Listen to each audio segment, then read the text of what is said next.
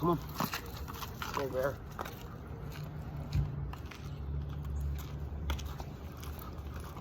Bear, sit. Sit. Sit. Now, even though I don't have real shoes on, we're gonna get to work with Bear. Bear is very reactive. He spent a lot of time in the yard. First year or so in his life, year and a half, he was in the yard. First year and a half of his life, he was just in the yard. He didn't get a lot of exposure to things like cars and sound, so very skittish. It's easy for skittish dogs for you to fall back with their training, right? Don't push them too much too fast. You know, really ease a skittish dog into it so they can build up that like confidence in what they're doing. This is going to be a really simple game. Now, this is a 4-cone drill that we do. You can do this with anything. You don't need cones. You don't need 4. You don't need to have them this size. They could be sticks in the ground. Heck, they can just be like a water bottle. It could be anything that you notice for your mark. I just want you to pick spots that you can structure it every single time. You're just consistent. And this is an obedience drill. So you're going to be working on the consistency with your dog doing this. Now we have Bear on a mini educator. He's working on a 2 out of 10, or excuse me, 2 out of 100. And we're gonna do something real simple. We're gonna bring him on lead up to each cone. We're gonna put him in a sit by applying the brakes.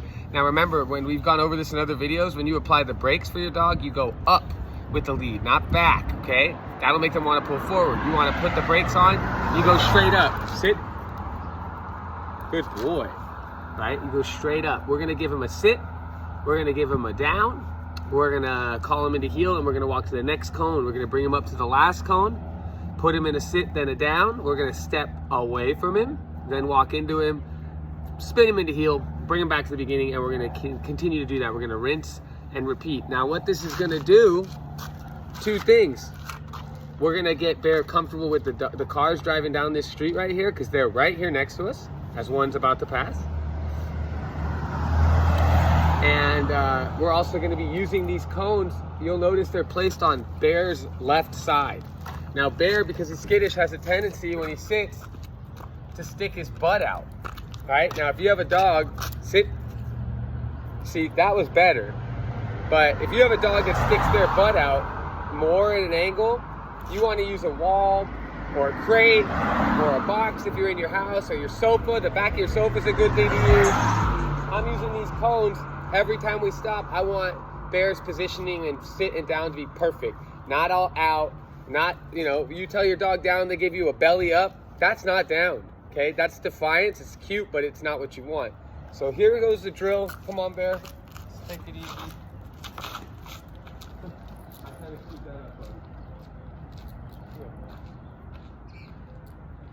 So first one, Bear, sit. Good, down.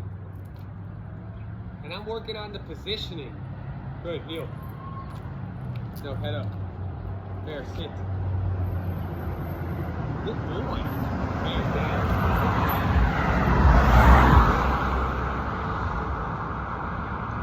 Heel. Bear, sit. No, sit. Good, Bear, down. Heel. There, sit. Good, there, down. Now what we're doing is hey, you better stop with that lazy stuff. What we're doing is we're getting, again, these cones are to help him from sliding out. Bear's thing is he would go from this position, right, to this position. I don't want his ass going that way. I don't want him facing this way. I want him facing forward and back. Now we finish the drill by leaving the dog in the down, right? Remember, we don't say S-T-A-Y. We just get the dog to understand that that is implied in all the commands. Bear, here. Good, heel. Good, very good, buddy. I'm gonna take him on the other side for now. And we rinse, repeat.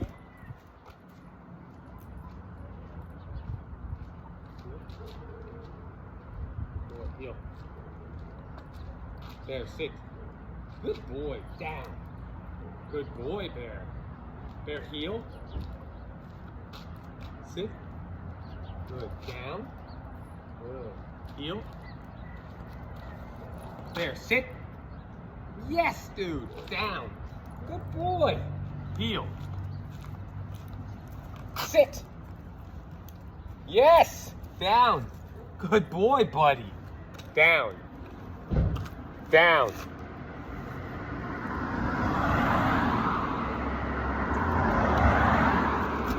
Down.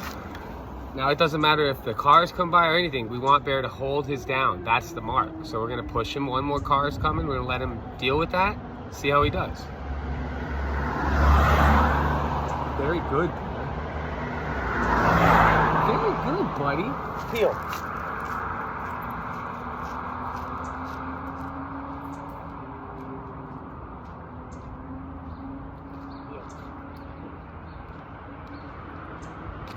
Sit. Heel. Sit.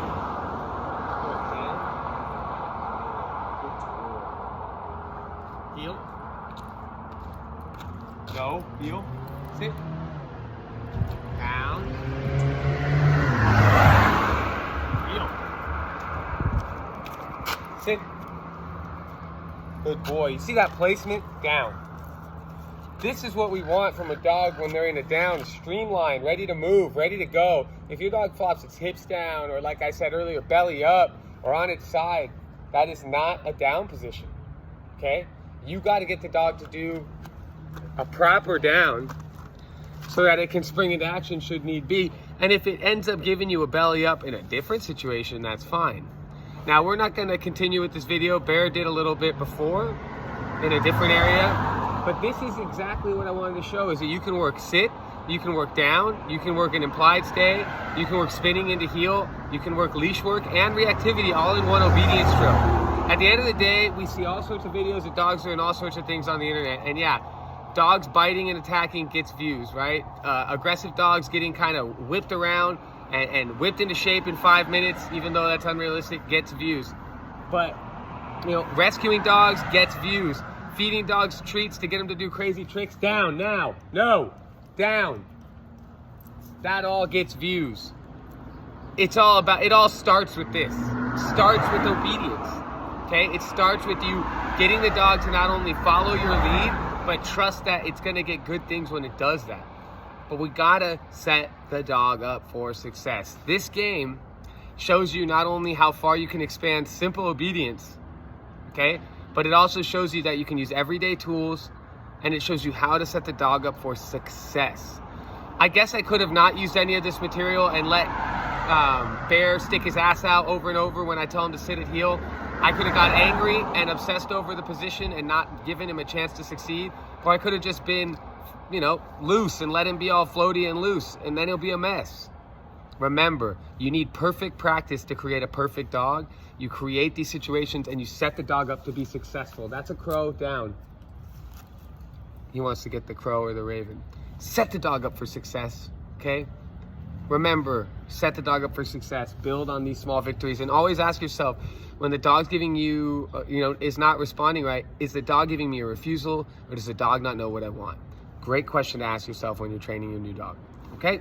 Bear, you ready to go in, buddy? You ready to go in? Come on.